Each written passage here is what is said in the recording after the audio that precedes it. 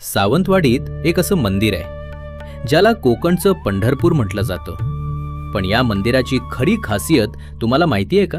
मंदिराचं सर्वात मोठं आकर्षण म्हणजे त्याचं तब्बल 130 फूट उंच 9 स्तरांचं शिखर. आणि या शिखरावर तब्बल 108 देवी देवतांची शिल्प पाहायला मिळतात. पण अजून एक गोष्ट लक्ष वेधून घेते. मंदिराचा दर्शनी भाग गरुड विमानाच्या रचनेवर आधारित आहे.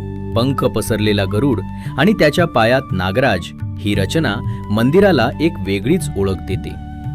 गर्भगृहात काया पाषाणातील विठ्ठल रुक्मिणीच्या सुंदर मूर्ती, सोन्याचे डोळे आणि नक्षीदार चांदीचं मखर ही आहे सावंतवाडीची श्रद्धा, इतिहास आणि स्थापत्यकलेची अनोखी ओळख. तुम्ही या मंदिराला भेट दिली आहे का? कमेंटमध्ये नक्की सांगा. सावंतवाडीची एक सुंदर सफर. फुल व्हिडिओ लवकरच कोकण गंध फिल्म्सवर नक्की पहा. तोपर्यंत कोकण गंध फिल्म्सला सबस्क्राईब करा आणि शेअर करा. कॅमेऱ्यातून अलगद तुमच्या हृदयापर्यंत.